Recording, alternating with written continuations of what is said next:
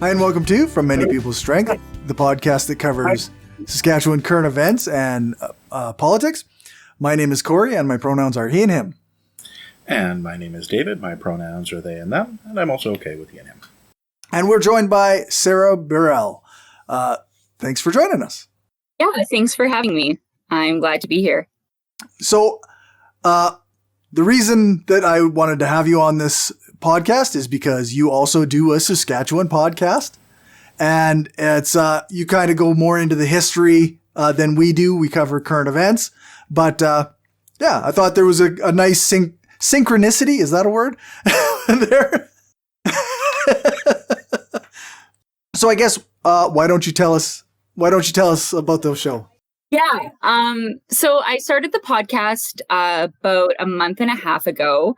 As I said when I was talking to you on your other podcast, it's a spite cast, and I made it out of spite.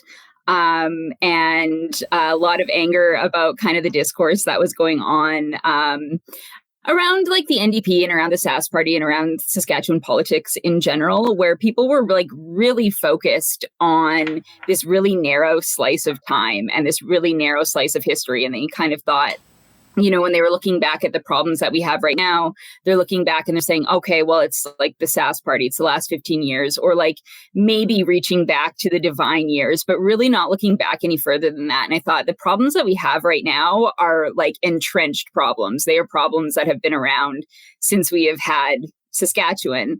And so I wanted to kind of go into that history and dig into that history and kind of maybe show a little bit of how we got to where we are and why things are the way we are, and then hopefully kind of dig ourselves out a bit, because yeah, what we're facing right now, none of this is new. None of this is, you know, like ruling parties have responsibility for the things that they do, and they need to take the blame where the blame is due. But none of these problems are due to a single party, right? Like these are problems that are like cultural and historical and really deeply entrenched.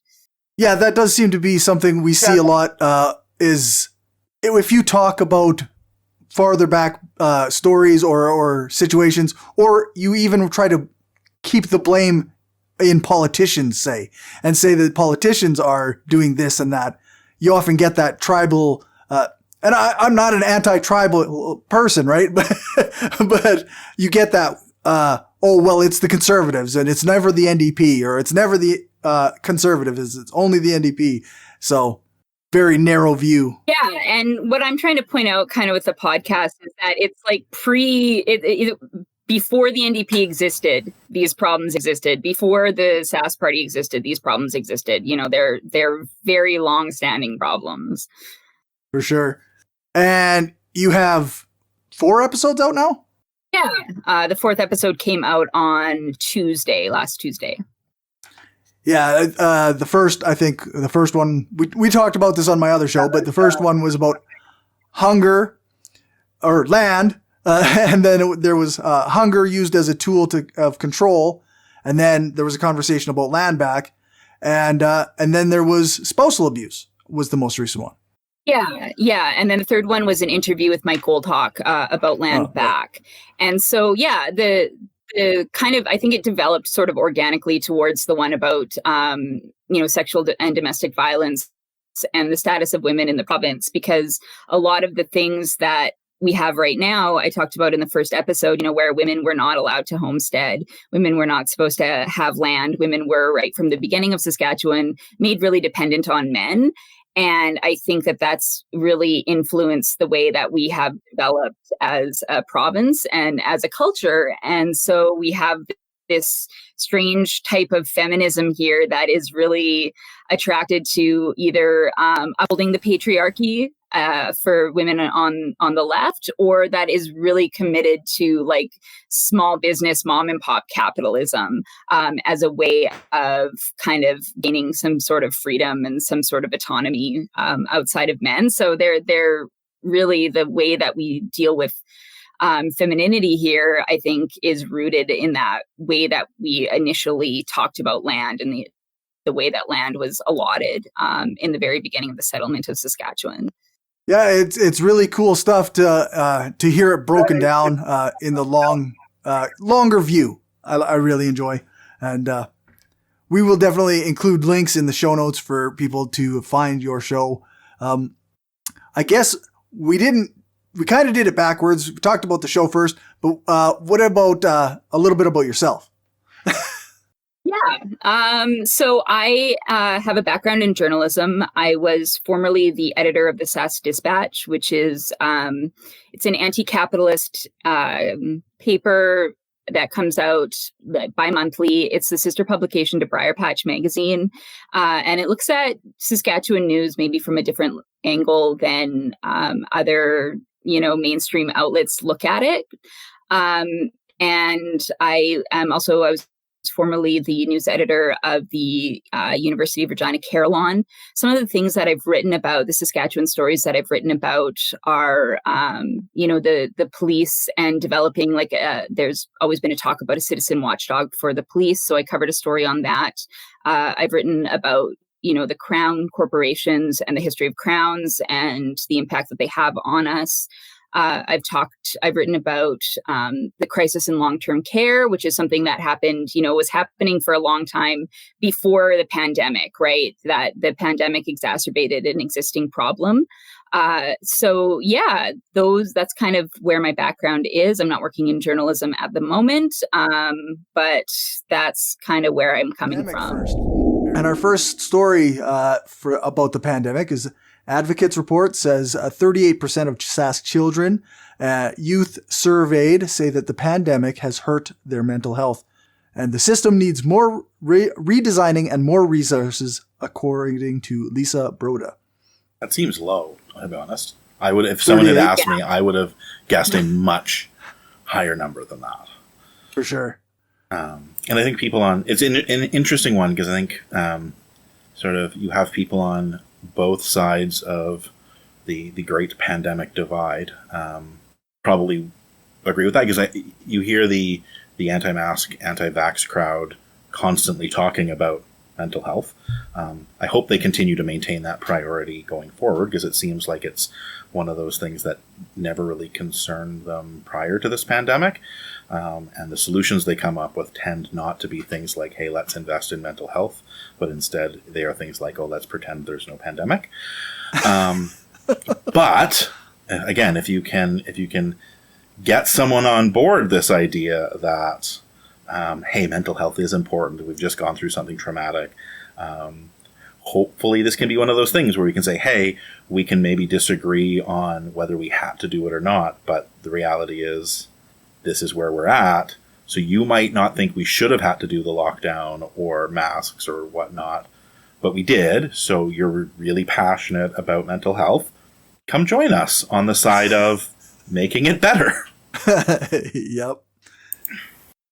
I'd be interested in the breakdown of the ages and the locations and things like that for, where they're getting these numbers in terms of mental health. And I'm also interested in the fact that it's they're talking about the pandemic is hurting kids' mental health.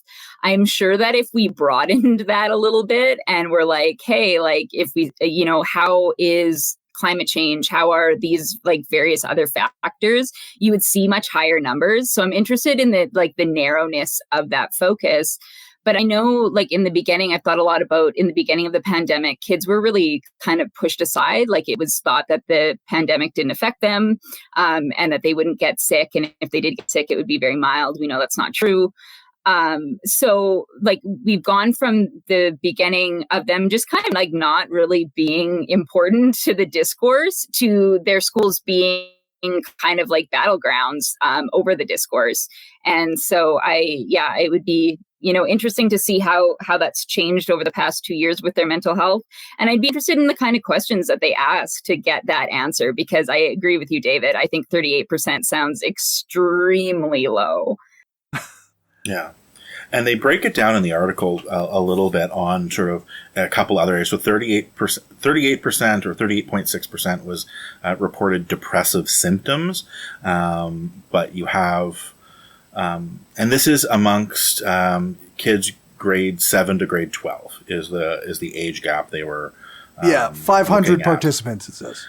But yeah, if we look at other factors in it, they look at drug use, binge drinking, considering suicide, attempting self-harm. Like, they go into a breakdown in a variety of other things too. And the numbers are certainly troubling. I wish they had given us a sample group on what some of these numbers were pre-COVID as well.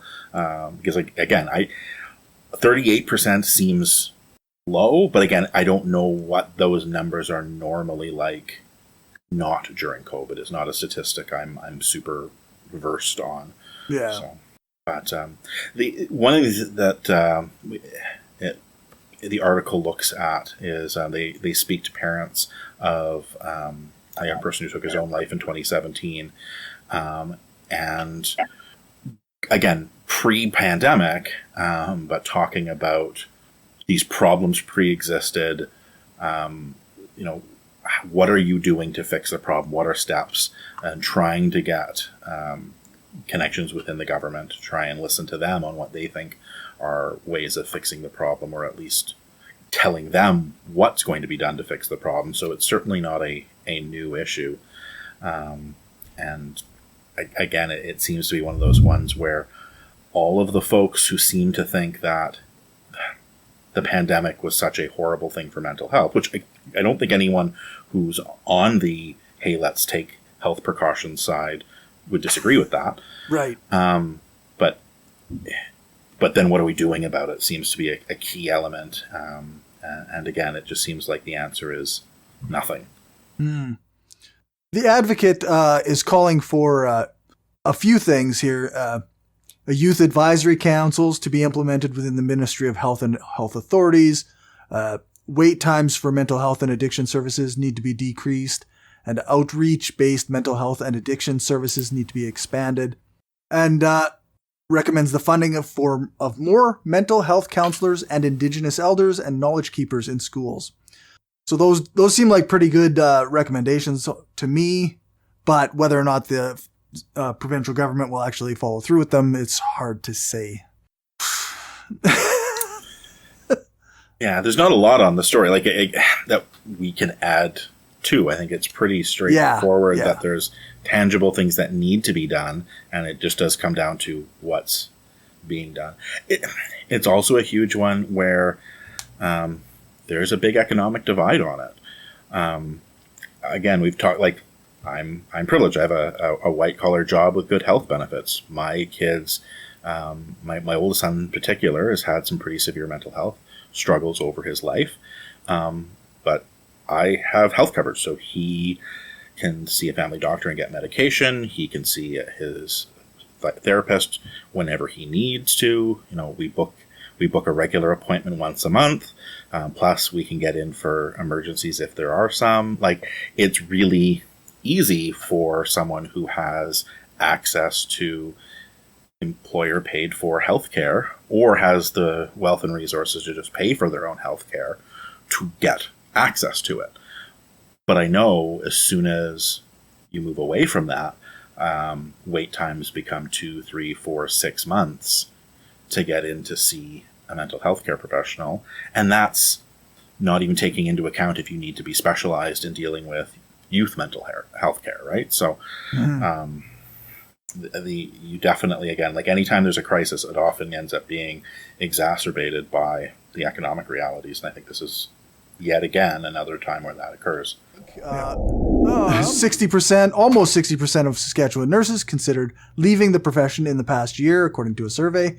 1,500 Saskatchewan Union of Nurses members were polled, and more than 80% said they didn't have enough nurses in their workplaces, which is double the number in 2021, which actually I was a little surprised by, because I thought there really wasn't enough in 2021 either. So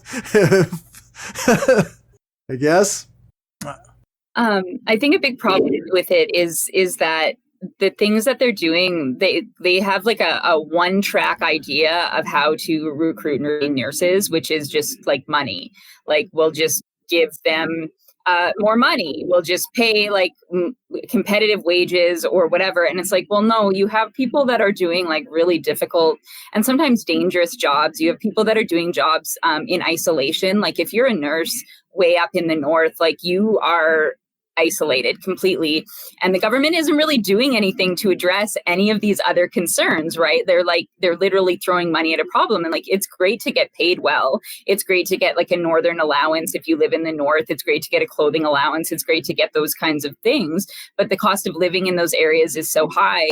And the cost of doing the job is high. Like the mental and the physical toll that it takes on a person is high. And there's a threshold that people are willing to tolerate for the kind of hardship that they'll endure at work, no matter what kind of money you're going to give them. And so unless the government is willing to intervene with like personal and professional supports, and unless it's willing to do things like hire more nurses, and like just do these kinds of things, like invest really heavily in retaining the nurses that we do have, and like actually talking to nurses and talking to the nurses unions and listening to them and saying, what do you need and how can we provide it to you?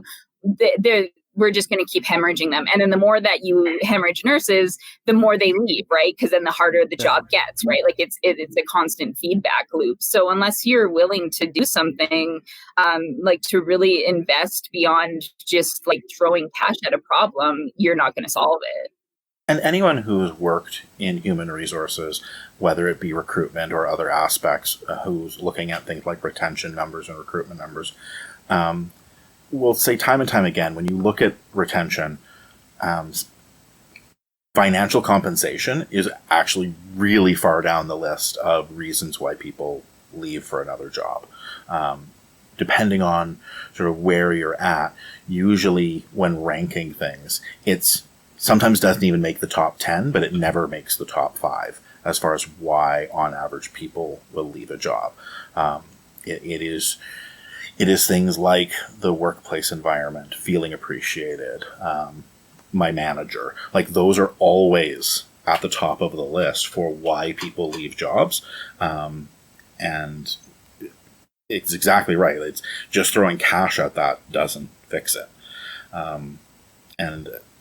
The being horrifically understaffed leading to people wanting to leave and making the problem even worse makes sense because it, again, speaks to the work environment that our nurses are forced to work in.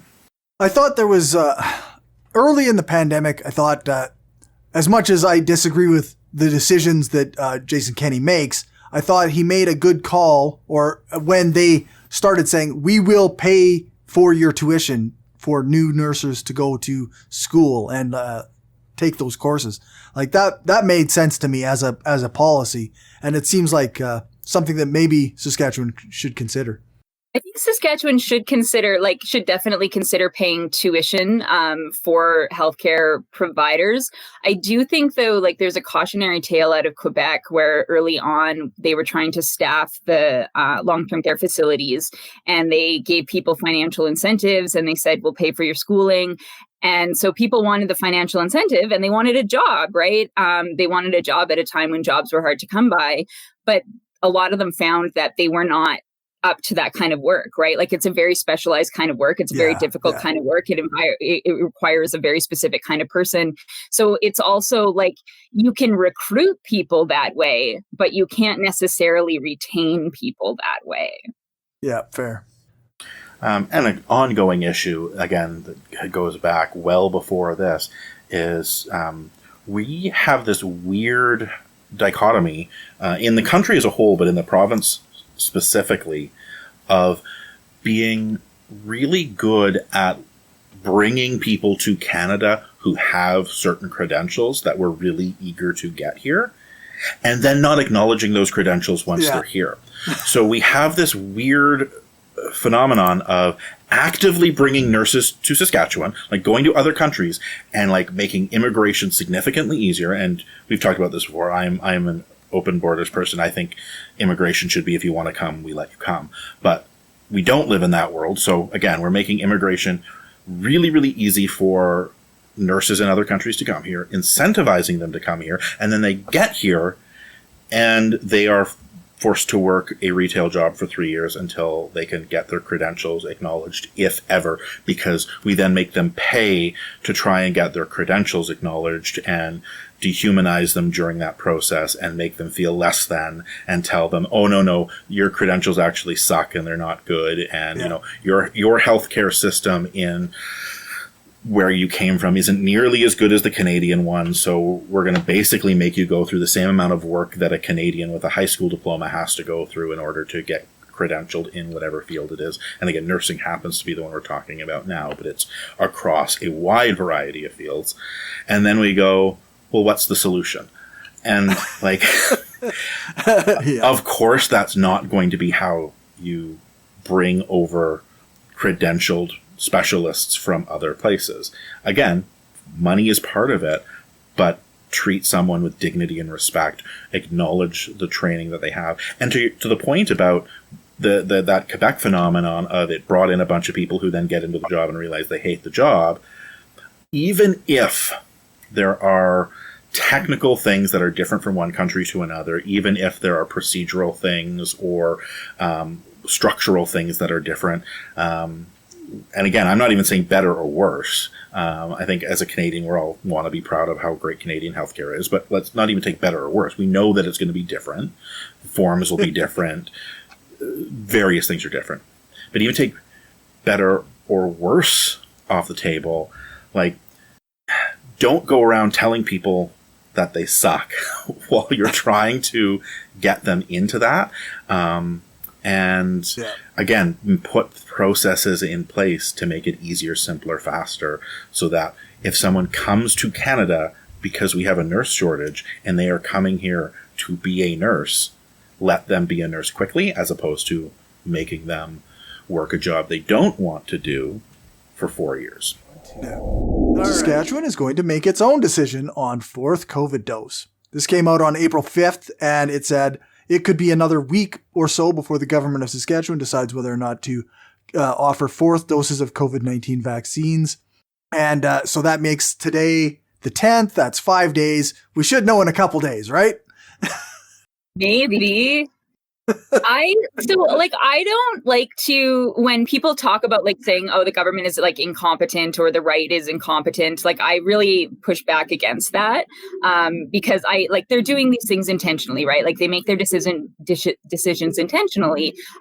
These are planned things, but there is no one who is more inept and incompetent and qualified for their job than Paul Merriman.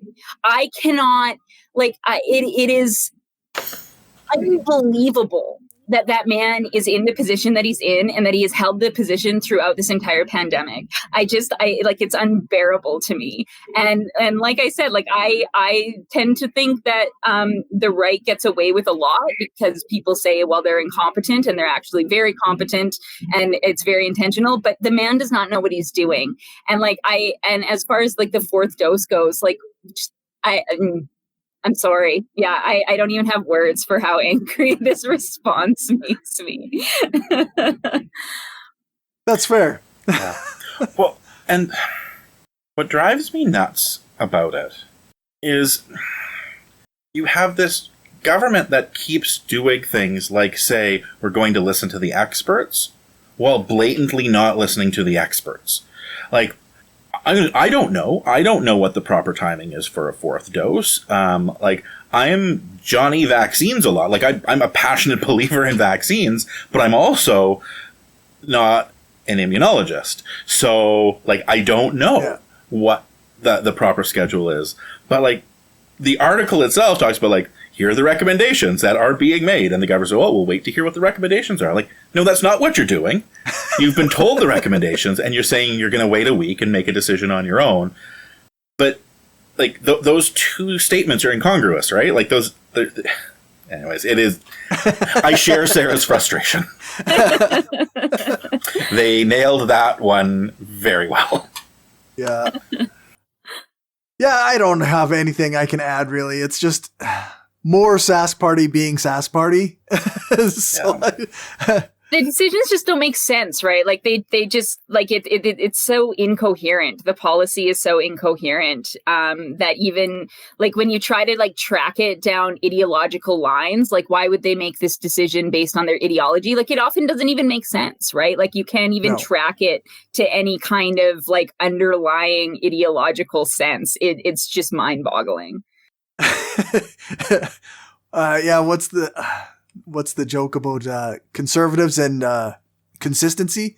I can't remember. Well, we've talked about this before too, that one of the issues you have is a conservative movement that, like, we talk about a conservative movement as it is this monolith, but it, like, as much as the left likes to tear itself apart, for the most part, like, the left falls in a relatively broad spectrum of commonality. Like there's lots of differences. Like Cory and I, you and I are obviously very different in a lot of our approaches, but like we still have pretty significant commonality in the practical applications of real world, even if the fundamental philosophies that brought us to that point are very different. Whereas you have this weird thing in conservatism where it's, in practicality, they have this monolithic, Reagan's 11th commandment, never speak ill of another Republican. You have like all of these people who like ripped into Trump before Trump became the candidate, and then all of a sudden like licking his boots daily. And you, again, similar thing within conservative movements in Canada.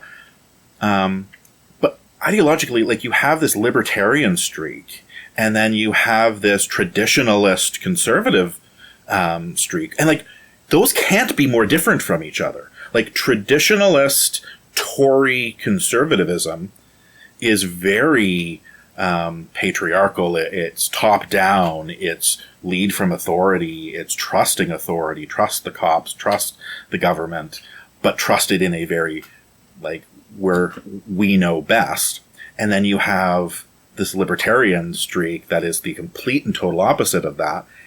And you have the quote-unquote grassroots that come from both, and you have to figure out a way of talking out of both sides of your mouth to appeal to both. So I think conservatism will never have consistency within Canada because they will always try and appeal to the person who makes $200,000 a year living in a big city with the person making $40,000 a year who sees themselves as a temporarily inconvenienced millionaire living in a rural part of the country. And it's always going to be a challenge to try and get consistency amongst that.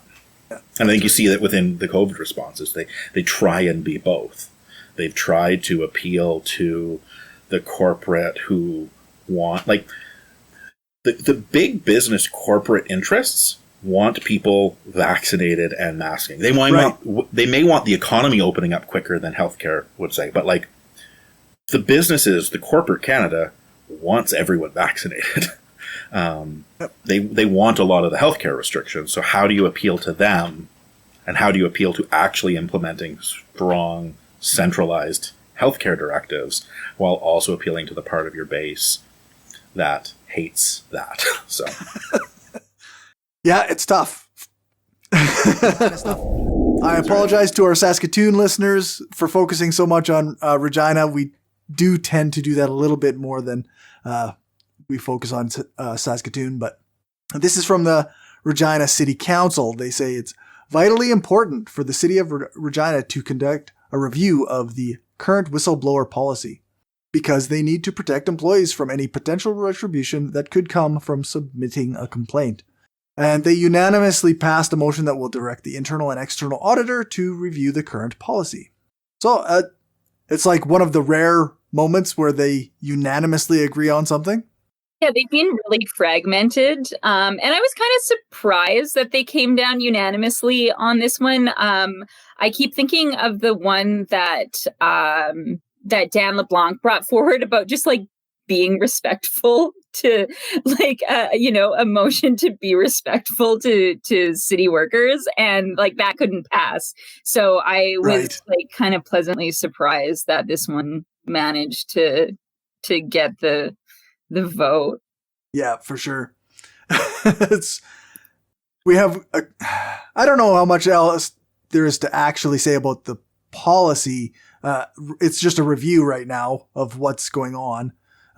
So I guess we'll see what they come up with when if they actually need to change their policies or what have you. The city of Regina hires a consultant for a preliminary rail relocation design, which is something that I think people have been clamoring for in the city for a very long time. We need the rails moved off of Ring Road. I moved to this province in 1992, and it was a discussion at that time. Yeah. Yeah. Yeah. This has never not been a topic of conversation. Yeah. It's amazing, like that. They can hold the city hostage at like 9 a.m. and noon and 5 p.m. Right? Like it's absolutely insane that it's like allowed to go on, like it is, and it's something, that people just seem to like tolerate, like miserably tolerate. Like we could do something about this. We could have done something about this years and years and years ago, but instead, it's just one of those things about Regina that people absolutely despise and have come to accept as the price you pay to live in this wonderful city. Well, I think part of it is no one blames any one level of government because each level of government has gotten really good at pointing the finger somewhere else. So a few years ago, there was the study done. I think it was $107 million to build an overpass that would solve the issue. And the reason it's not being done is because the city wants the province and the feds to pay for it. The feds say, no, this is a municipal and provincial issue. The province says, no, this is purely a city issue, but you should ask the feds for funding. Like, everyone seems to think someone else should pay for it, or at least pay for it more. Because every now and then, everyone sort of comes to the table and says, I'll pay for 25% if the two of you pay for the other 75%. And it's like, we're almost there, guys. Like, if each of you are okay with 25%, maybe bump it to 33. I don't know. Yeah. It's not that far. Yeah. But we can still build a football stadium. I will gladly pay you tomorrow for a rail relocation today. Sigh. For sure. Yeah, I don't know what much more there is to say on it, because everyone knows it's needed. Everyone wants it done. No one blames the governments for not fixing it, except for other governments. So yeah, that's right. So Chinook School Division says it will cut 20 teaching positions due to a shortfall within the Sask budget. So I guess they shorted them. They have an increased cost of $1.5 million in salaries for teachers and educational assistants, as well as other inflationary costs, but they're not receiving enough funding for that. And it's going to mean they have to cut jobs.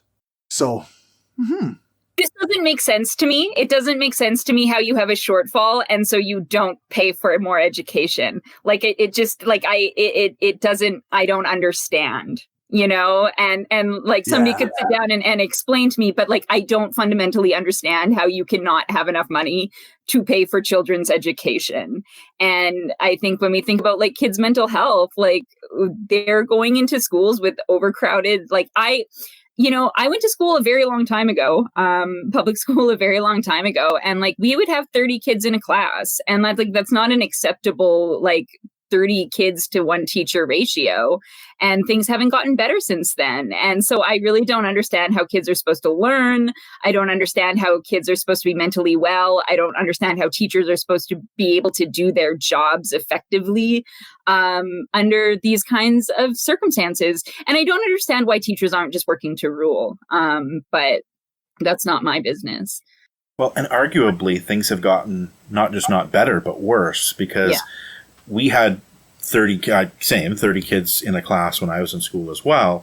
However, I also went to a time, and I'm guessing similar for yourself, where kids who required a greater level of teacher interaction were all taken out of the class and sent to other classes. So, and don't get me wrong, classroom integration is a good thing. I am glad we are not saying to someone, oh, no, your special needs go away. You don't get to be with the rest of the public. Yeah. Like that's good. We don't do that, but that does place higher strain on teachers because there are greater needs within the classrooms. So the 30 kids per class that, of 40 years ago is not the same as the 30 kids per class that is starting to happen now. And again, I agree. The fact that we've just decided to, let's just not pay for it is unacceptable and ridiculous. And Cory has heard me say this probably a million times. I say this probably at least once per episode. Even if we weren't compassionate people, even if we took ethics and morality and took doing the right thing off the table, and we were cold-hearted, nothing but concerned for the bottom line, ruthless, hard-hearted capitalists, fucking pay for education. Because from a business bottom line sense, if you come up to someone who is a business person and say, hey, I have an investment for you with a return on investment, 200, 300, 400%, but we're going to take money out of that investment right now, they would tell you you're ridiculous. And education is that. We know that. The numbers show that. So, okay, but David, I'm rich. And I don't want my kids to go to a gross public school, okay? And so I need the public schools to be really, really shitty so that I can justify private schools, okay? I don't care about your ROI. I'm rich. Yeah. And I don't care about public schools, right? Like, it's not about logic even. Like, I totally get where you're coming from, right? Like, even if, this is... you should invest in education, but like it's so much about just like undermining everything, like undermine undermine the education system, just destroy. And it's ideology. Yeah, for sure. It's 100% ideological. I just like pointing out from time to time that this whole fiscal conservatism is bullshit. It is not real. It is a myth. There is no such thing as fiscal conservatism, because fiscal conservatism takes money out of things that have massively positive ROI. It is literally taking money out of investments that pay for themselves 2, 3, 4 times over and then some. Even if it's not their own kids. The fact that other people's kids are getting a better education helps rich people too, and it is stupid that they don't see it. Or at least some people don't see it. We now have a Saskatchewan Provincial Protective Service. So, yeah. All of its potential, I don't know the numbers exactly, but it's potentially cost savings to put these all under one umbrella, right? But also, why do we this new force, whereas it will have all the powers of police officers, most will be armed, and they will be able to apprehend impaired drivers and suspected criminals and take them to jail without involving RCMP or city police. So it's just extra police. Okay, we're going to be disagreeing. We'll disagree on this one. There's problems with it. It's technically not extra police yet. I think it's problematic because I think it will turn into extra police. But all they're doing right now is restructuring existing people and calling them police when they weren't called police before. And giving them more powers. Yeah, I don't even know how much more power they're really giving them. It seems like this is a lot more administrative than it is actually increasing power. Don't get me wrong. I'm still highly skeptical. I'd rather, again, police abolitionists, so it's not like I'm... We're not pro-police here. The issue is a lot more about where it leads rather than what it is today. And I think it's important to be aware of that. Like, slippery slopes definitely are a thing that can happen. We just need to be, I think, somewhat cautious about falling prey to some of the same bad arguments that get made by people who disagree with us, in that just assuming a slippery slope will. I think we have to be on guard for it. But yeah, and that's fair. The thing that they're advertising it as, though, like Noel Busey, spokesperson for the Minister of Corrections, says that this was done to enhance public safety and ensure that there's consistent levels of service and protective services provided across the Saskatchewan.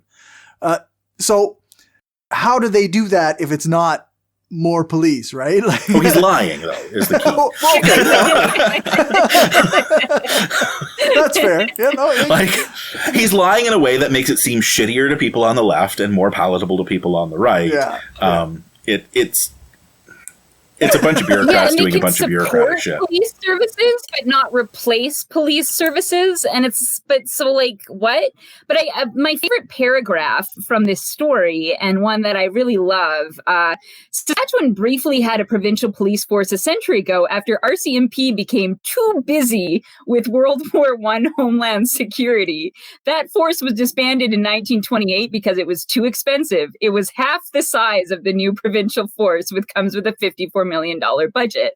And I love the idea of the RCMP becoming too busy with homeland security. And I love the idea that we have already had this and it was too expensive and we got rid of it. And now 100 years later, we're like, do you know what? Do you know what we should do? We should do that thing that didn't work last time. I think that sounds great. And you know what? Yeah, we have no money for kids and no money for schools, but we've got cops so that they can arrest those kids who have nothing to do with their time and no recreational activities. It's great. I think it's just fantastic. Fantastic. Yeah. I am curious. It talks about a $54 million budget. I'm curious as to how much of that budget came from other things. So, like, was this was $54 million that had already existed in various other budgets that are now inside this? Is this we used to have $60 million budget spread amongst these other agencies that's now being reduced to 54? Or is this, it used to be $40 million that was spread amongst these other agencies that are now brought up to 54? I couldn't find that information. Once again, fuck do I hate the media reporting in this province sometimes because they leave out pretty critical context like that. So. Yeah, it looks like Saskatoon Police encourage public to drop gangs with a new vehicle billboard. This is very impressive for a level of stupidity that I'm quite impressed. Makes gangs look really cool, actually. It looks kind of rad. And I just want to point out that it uses civil forfeiture funding, and they make money like civil forfeiture. You do not have to actually be convicted of a crime for them to take your shit. They will just take your shit and they will keep it, and you never have to be convicted of a crime. So that could be anybody's money. It's a really disgusting thing to turn around and peddle this shit. That they've, it's stolen money. Any civil forfeiture is stolen money, stolen property, whatever 100%. That the cops have taken. I will put a link. I wrote a very long history of civil forfeiture in Saskatchewan post on my personal Facebook a number of years ago because I had people asking me what it was. So I'll maybe get Cory to put a link to that so that for people who are curious about the history of civil forfeiture in the province. It's gross and disgusting and awful, and it is one of the best examples you can ever see about how the state uses the thin edge of the wedge to expand limitations on rights, because it's what they do is they say, this will only apply to the worst of the worst of the worst of the worst, and get the public on board with it, and then slowly over 20 years it expands over and over and over again. So this thing that only happened to the most absolute horrific people in society now is happening to anyone the cops think may or may not have been involved in maybe selling drugs at some point, possibly. And then you have to come in and prove that you didn't sell drugs. Not they have to prove you do. You then have to prove you weren't involved in the sale of drugs in order to get your money back or get your stuff back. And even if it is found that you do, you don't actually get your legal fees back. You still have to pay for the legal costs. So the funds are awful. This whole campaign, though, is even worse than it seems on first blush. They mock people in wheelchairs. They talk about one of the side effects of being in a gang could be that you end up like those awful people in wheelchairs. The whole thing is, you could not, if you were to come up with a caricature of bad ideas, you could not realistically come up with something as bad as what they did, because you would think, no, this satire goes too far. Yeah, it's real ableist bullshit, right? Yeah. The whole thing is awful. They have like bad jokes, and they like threw out and like horrific puns that mock some of the people who are struggling the most, and it's just everything about this is awful. And again, $70,000 that was stolen from people that, again, don't have to be found guilty of a crime to have their money taken away. They also, one of the other things that, again, is super shitty, is there's a organization in Saskatoon called Straight Up, which is a grassroots organization that helps at-risk people or people in gangs transition out of gang activity.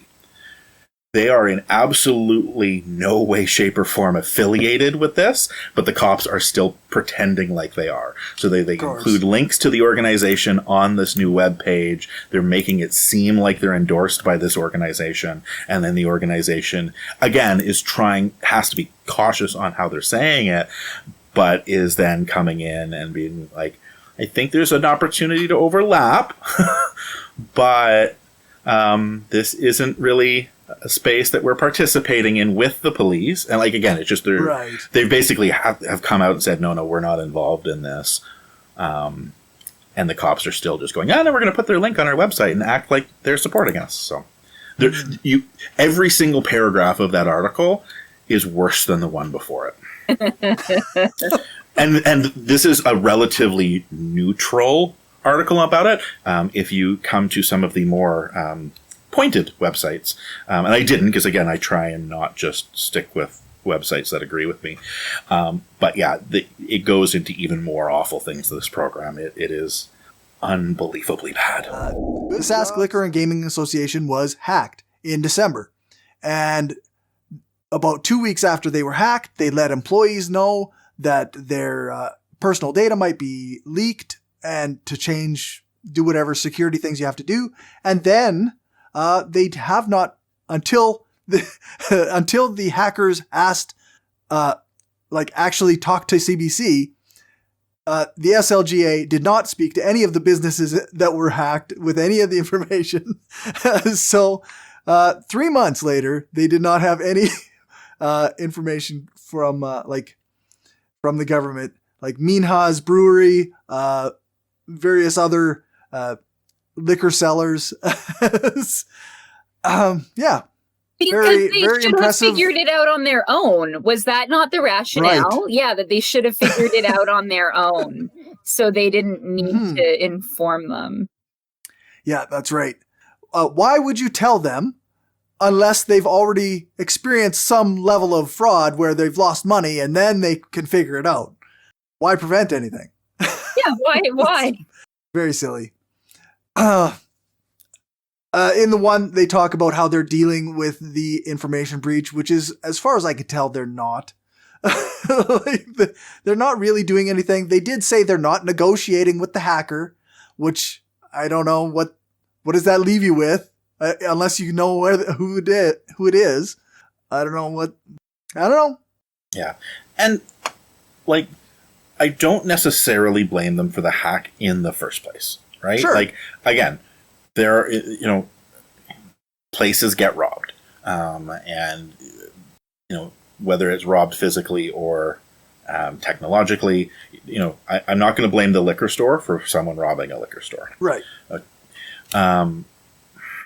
it's everything that's happened since that just is the debacle after debacle. And again, maybe you do take a look at, okay, what were our cybersecurity precautions made? Could we have done better? Still look at, what happened beforehand as well. But I think the real meat and potatoes of this story is everything that's gone on after, or more importantly, what didn't happen after. Yep. Yeah, it's one step of, one would say, incompetence after another. It's pretty sad. Yeah. Cote First Nation breaks ground on 15 million community-funded rink. So this is, I saw this and I thought this was just good news. It's just the community got together and funded an arena for a gym, with a gym and a weight room and a walking track. That's just, really good. I'm happy. This is the thing that makes me happy. We don't talk enough about positive news stories, so it's good that we do. News, right? Where there's something like for kids to do. I think there's this idea that some people have sometimes that like it's inevitable, like that certain children are going to get into doing drugs and alcohol. And like it's not inevitable. If you have things for them to do, like and fun things for them to do, and you have like a nice place for them to go and spend time, children will be happier and they will, it's very obvious. So it's like it's great. Yeah. And I'm hoping that the people who listen to our podcast don't have this type of jumping to conclusions. But on the off chance we do have people who have this type of question on where does this money come from, it's 100% community funded. So if you aren't in that community, you don't have to worry. None of your money is going to accidentally go towards saving children's lives and making people's lives better. But no, again, it's a positive thing. And again, we talk about return on investment. You have a community that understands there's a powerful return on investment on this. This is absolutely going to pay for itself in the long run in all of the benefits that it generates. So that it's all around an amazing good news story. Good stuff. Saskatchewan to return land to First Nation in $43 million settlement agreement, with up to 16,000 hectares of land returned in a settlement with the provincial and federal governments. That took 20 plus years to happen. Yeah. So, yeah. 150 years or 140 some odd years in reality, though, as well, right? Because this is fulfilling obligations from Treaty 6 that was signed in, 1870 something? 1876? 1876, yeah. So we are dealing with a 145-year-old promise that is now being met. Yeah, it's a rare good thing in government and Indigenous nation relations. Yeah, it did just strike me, though, like how long that actually took. And it doesn't talk about like the money that the government spent in like the process and everything like that. But like that's something to think about, too, right? Where it's incredibly difficult for these kinds of things to happen for this, just for the government to do what it's supposed to do, like legally, what it's legally and morally and ethically obligated to do takes decades, which just shows how very broken this country and this province are. Yep, for sure. Yeah. I don't know what else to say, but yeah, it's really a shame that it took this long. It'd be good if we could just do things the way they're supposed to be done, but. But it's like, imagine not stealing the land in the first place. Yeah. Also would have been better, yeah. Yeah, that would have been the better. Yeah. Saskatoon lawyer Caitlin Harvey is the second to enter the Sask NDP leadership race. She is not an MLA, but did run in 2020. And she's a lawyer, she's Métis, and is a researcher, community organizer, and climate justice activist. So, yeah, it's not just a single person race now. Yeah, it's good. I mean, there is nothing, like, there are very few things that are less exciting to me than the NDP race, like the leadership race. Like, I don't think it matters a lot, but like, there is nobody less exciting to me than Carla Beck. So like, it's nice that at least there is somebody in here who is like slightly more exciting than Carla Beck, because I cannot think of more of a status quo candidate than Carla. So yeah, good luck to Caitlin Harvey. I think that, she has a really uphill battle. And if she does win, like, that's just the start of that fight, right? Yeah. So. And one of the things I like about, and this is one of the knocks I had against Ryan Miley, she ran for leadership before, and then after not winning, she then ran as just for an MLA spot.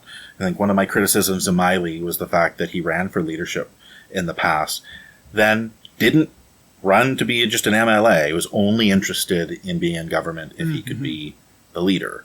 Again, I think that was a problem I had with Miley from the start. But in the case of Harvey, like she ran for leadership, didn't win it, and then said, you know what?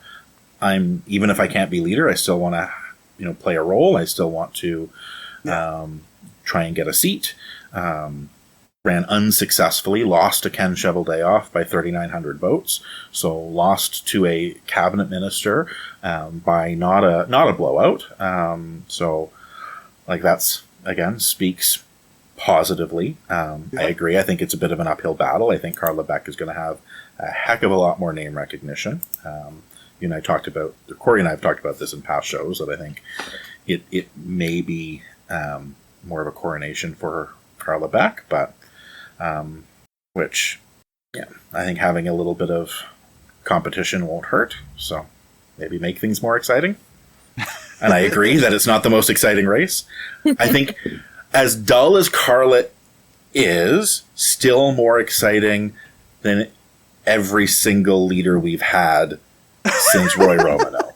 So I can't think of a single bland white guy that's more exciting than Carla Beck, or isn't more bland than Carla Beck. But it's like going from a bowl of oatmeal to a bowl of oatmeal with a sprinkle of cinnamon, It's true. Yes.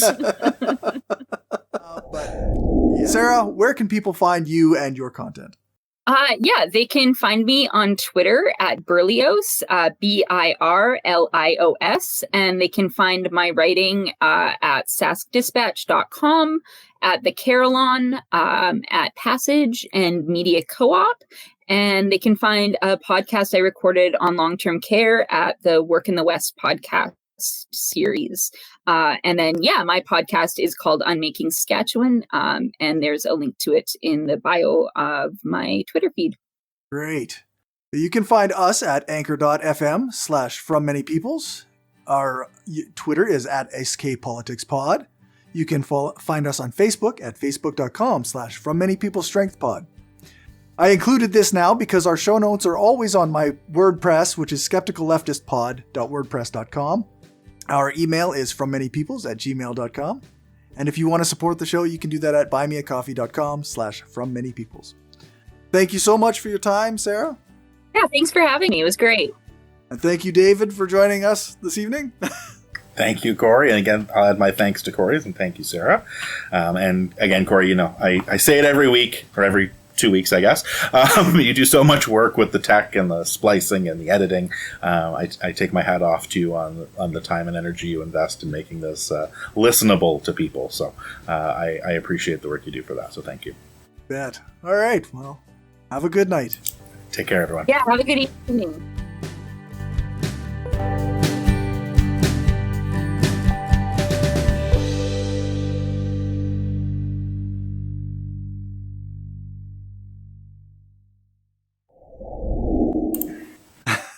Okay.